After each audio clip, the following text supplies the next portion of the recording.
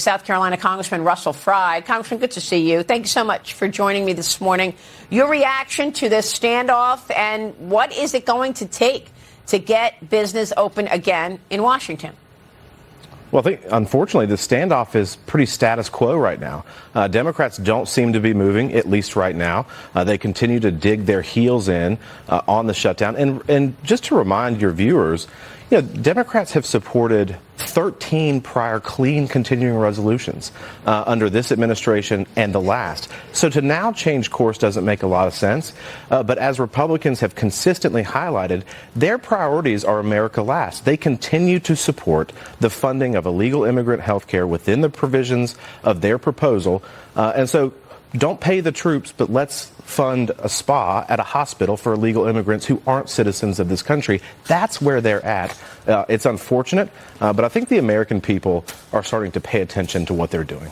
Well, I think so, too. But what is it going to take to get them moving? I mean, what is there a catalyst on the horizon that you see that's actually going to get them to say, OK, we've got to work with Republicans? Because even if you get this CR done and you have government funded until mid-November, then you're going to do it all again.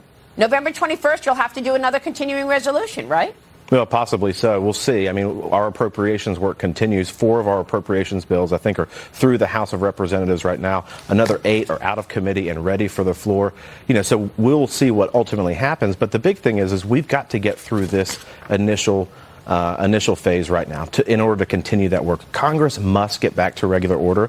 It's the smart way to budget when you go through the traditional appropriations process. So let's get back to that. Let's get back to the basics. But for Democrats, there seems to be some movement, some fracturing. Obviously, 3 Senate Democrats have supported the continuing resolution. We hope that more will be on the way. But I'll tell you something. What will be interesting is when your constituents start to call your office and say, my VA is backed up. I can't get a passport. It's backed up. When you're not getting these government services that you expect, you're going to call your senator and you're going to give them an earful.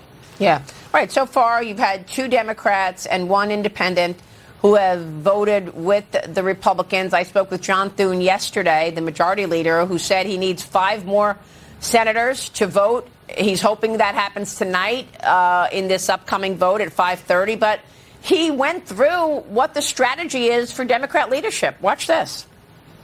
Democrats who I think realize this is a losing strategy for them, and it really ends in a dead end, want to find an off-ramp here and are talking to Republicans. Right now their leadership is stuck because these left-wing special interest groups are so adamant in their desire to fight President Trump.